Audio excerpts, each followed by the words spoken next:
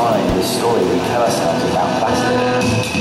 And I wonder if when they created plastic, they would realize that it was going to create such an impact on our world. I mean, you think about the fact that when you come out of the womb, the first thing that you come in contact with, probably even before your mother, is a plastic bracelet that says your name on it. It's around your wrist.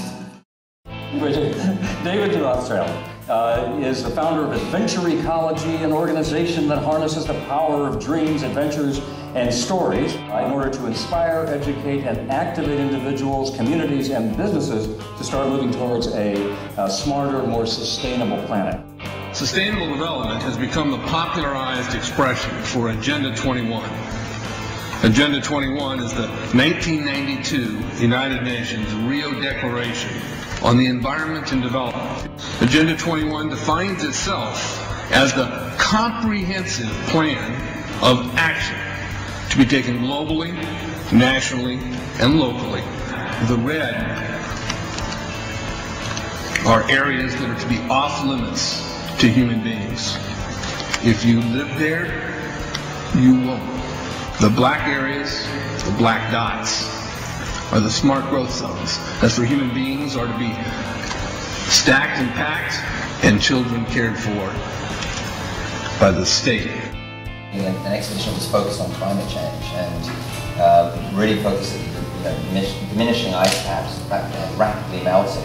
And I got back and I was talking to friends and I was engaging with them on this project, and I realized that this was an issue that for the most part just wasn't connecting with people. We're talking about CO2 in our atmosphere, but it's just, you can't touch it, feel it. I mean, what does a ton of CO2 smell like? So here we're looking at the ice core record from Vostok, and in the red we see temperature going up from early time to later time at a very key interval when we came out of a glaciation. And we see the temperature going up, and then we see the CO2 coming up. CO2 lags behind that increase. It's got an 800-year lag, so temperature is leading CO2 by 800 years. There have now been several major ice core surveys. Every one of them shows the same thing. The temperature rises or falls, and then, after a few hundred years, carbon dioxide follows. The ice core record goes to the very heart of the problem we have here. They said, if the CO2 increases in the atmosphere as a greenhouse gas, then the temperature will go up. But the ice core record shows exactly the opposite. So the fundamental assumption, the most fundamental assumption of the whole theory of climate change due to humans is shown to be wrong. But how can it be that higher temperatures lead to more CO2 in the atmosphere? To understand this, we must first restate the obvious point that carbon dioxide is a natural gas produced by all living things. Few things annoy me more than to hear people talking about carbon dioxide as being a pollutant. You're made of carbon dioxide. I'm made of carbon dioxide. Carbon dioxide is how living things grow. What's more, humans are not the main source of carbon dioxide. Humans produce a small fraction in the single digits percentage-wise of the CO2 that is produced in the atmosphere. Volcanoes produce more CO2 each year than all the factories and cars and planes and other sources of man-made carbon dioxide put together. More still comes from animals and bacteria, which produce about 150 gigatons of CO2 each year, compared to a mere 6.5 gigatons from humans. An even larger source of CO2 is dying vegetation, from falling leaves, for example, in the autumn. But the biggest source of CO2 by far is the oceans. They talked about those emails that were leaked from the University of East Anglia earlier last month. And they said that those emails had really shaken trust in climate science, and that this process has to be built on a firm foundation of trust, and that a lot of countries could lose out economically. I'd like to know your opinion about the burgeoning Climategate scandal and the IPCC fraudulent emails that have been leaked out, which basically show that the data has been toyed with for decades. And effectively, there's no way to really determine the that there's any global warming going on at all. No, listen, you know, I mean, I'll answer that straight away. No, and I appreciate your viewpoint, and I totally respect that. You know, I mean, that's the end of the day, you know, that's what opinions are for, and that diversity in opinions is what creates change, and curiosity creates change. And, you know, the reality is that climate science is a very, very broad area, and there's many variables in climate modeling that's outside of our control. And unfortunately, that, because of the pure nature of it, that has been used extensively by individuals and corporations and governments to manipulate the system, to be able to try and tell us a story that our planet isn't actually changing because of, you know, our impact. And we start to create this very futile debate. And it is a futile debate, because at the end of the day, we're only kidding ourselves. No one else is going to lose out apart from us, and our children, and their children, and their children. Right? And so what we have to do is we have to say, okay, let's park that issue, right? Because we're never going to get an agenda that's a global governance agenda as we saw in Copenhagen, because there's too many vested interests. But let's focus on the things that are fingerprints that are undeniable. The plastic in our ocean, the degradations of our forests, the degradation of topsoil, the collapse of our marine fisheries.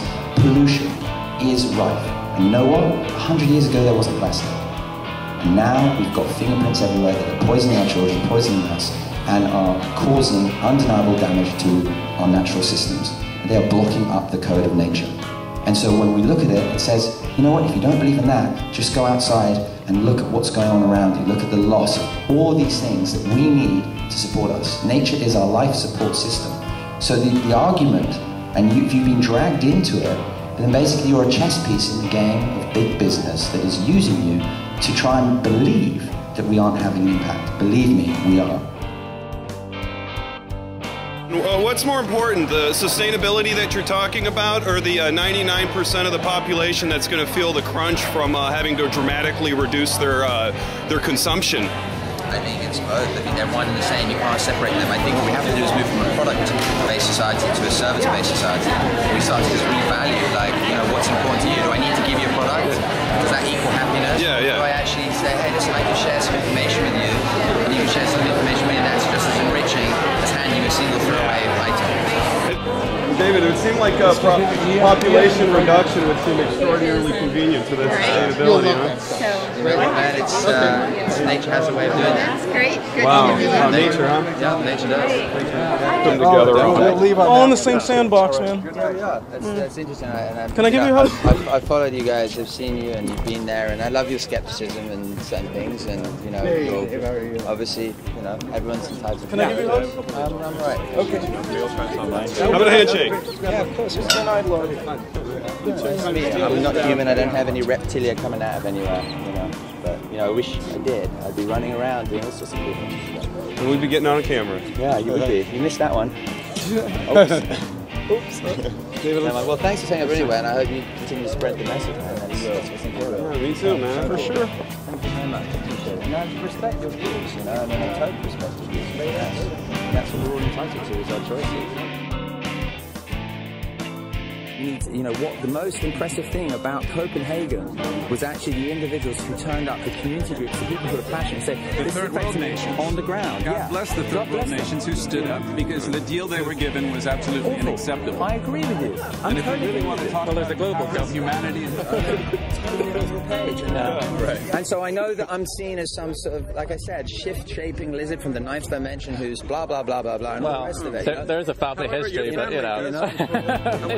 The GM thing is... GM is screwed, man. Oh, man. Have you seen the latest thing that Monsanto's come out with? It's like nasty. Yeah. It sucks. I tell you what, and when you said to me, you know, it's at that high level, but we need to...